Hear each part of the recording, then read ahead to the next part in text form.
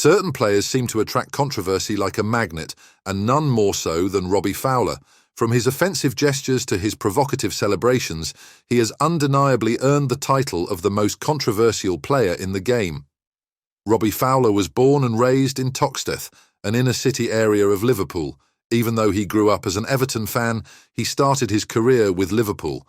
He joined their youth team right after finishing school in the summer of 1991 and turned pro on his 17th birthday, April 9, 1992. Fowler scored his first league hat-trick against Southampton on October 30, 1993, in just his fifth league game. He had an impressive start with 12 goals in his first 13 games for the club. This earned him a debut with England's under-21 team in November 1993, where he scored the opening goal in the 3rd minute against San Marino. In the 1994-95 season, Fowler was a regular for Liverpool, playing in all 57 of their matches. This included their win in the 1995 League Cup final and a match against Arsenal on August 28, 1994. Where he scored the Premier League's fastest hat-trick at the time in just 4 minutes and 33 seconds. In the mid to late 1990s, Fowler was seen as the best natural finisher in England. He cemented this reputation by scoring over 30 goals in 3 straight seasons up to 1997. He is still the only player to score 30 or more goals in his first 3 full seasons in England, racking up 98 goals and a total of 116 in just over 3 years. His controversial celebration brought him significant trouble. In 1999, Fowler celebrated a goal by pretending to snort the goal line, imitating cocaine use. This was his response to accusations from Everton fans about his alleged drug use. The Football Association fined him $60,000 and banned him for 6 matches because of it. The 2001 season was Fowler's best. He scored 17 goals, played in 3 finals, and helped Liverpool win a unique cup treble. With Jamie Redknapp injured, Fowler often captained the team. He even scored a hat-trick in an 8-0 win over Stoke City, which was just shy of Liverpool's record win. The 2001-02 season started with controversy for Fowler, as manager Julia dropped him for the Charity Shield match. He did play in Liverpool's 3-2 European Super Cup win over Bayern Munich, but his appearances were sporadic. His final game for Liverpool was against Sunderland, where he was subbed off at half-time. Despite being adored by Liverpool fans who called him God, Fowler found himself on the sidelines as Michael Owen and Emile Heskey became the regular strike partners. His strained relationship with manager Julia and desire for regular first-team action led him to move to Leeds United in a £12 million deal. His injuries left him with no choice but to seek a fresh start elsewhere. In the 2002-03 pre-season, Fowler aggravated an old hip injury and didn't recover until December.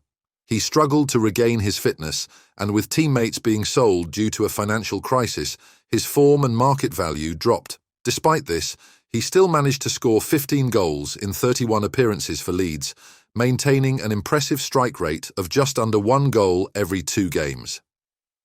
That season, Leeds finished 15th in the Premier League amid severe financial troubles.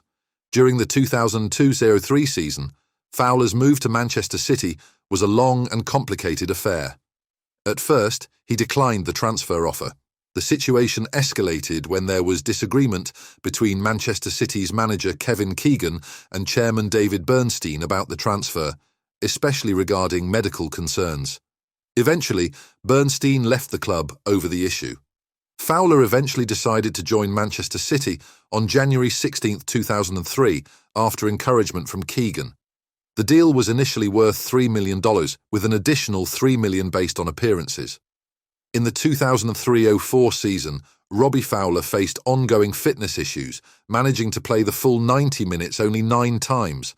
Despite this, he scored against his former club Liverpool in a 2-2 draw at home. At the beginning of the 2005-06 season, injuries sidelined Fowler again, and even when he was fit, he made just 2 substitute appearances in the first 4 months of the season. The world was stunned by his shocking display of a homophobic gesture.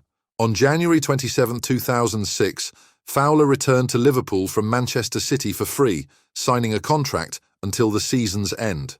He rarely played in his final season at Liverpool, starting only 6 league matches.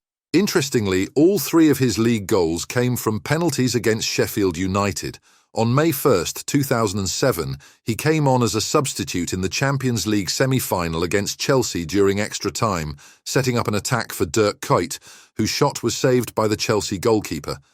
Fowler left as a free agent on July 1st, having scored 183 goals in 369 appearances across his 2 stints with the club. During one of the matches, Fowler teased Chelsea defender Graeme Le Saux with gestures and comments that were offensive because they were against his sexual orientation. Fowler was punished with a 2-match ban and a fine for this behaviour. On July 21, 2007, Fowler agreed to a 2-year deal with Cardiff City. He sat out the early games of the season due to fitness issues and made his debut in a League Cup match on August 28th. Fowler scored his first 2 goals for Cardiff against Preston North End on September 22nd, both coming from headers. His illness severely disrupted his career.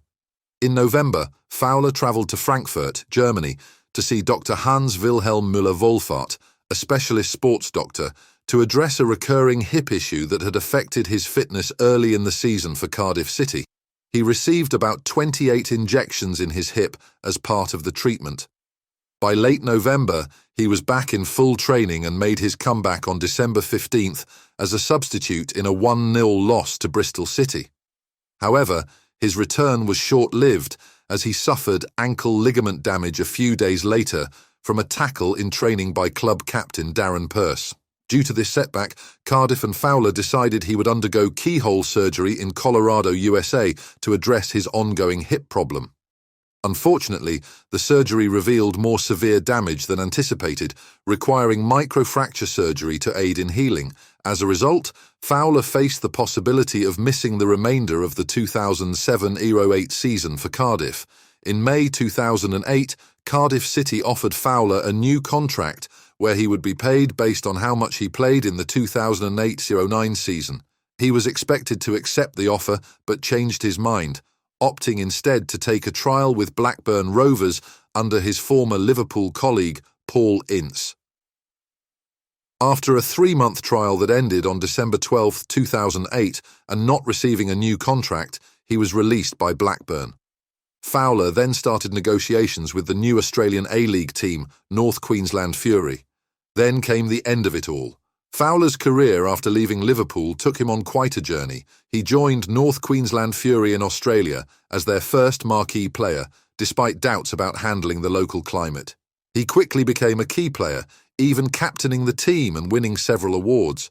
There were rumours of him returning to England, especially when his former teammate John Barnes took over at Tranmere Rovers, but Fowler remained focused on his Australian stint.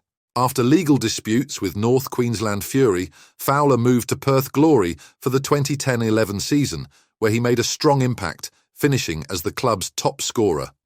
Returning briefly to England, Fowler assisted coaching staff at Milton Keynes Dons and Bury before taking on coaching Liverpool's strikers temporarily. He then headed to Thailand to play for Muang Thong United, where he became a fan favourite. Fowler continued to play and coach until announcing his near retirement from professional football in 2012. Though he hasn't officially retired, he's been focused on completing coaching licenses and has been involved in managerial discussions, showing his ongoing passion for the game. That brings us to the end of today's video. Make sure to subscribe if you already haven't, and do comment telling us who to cover next.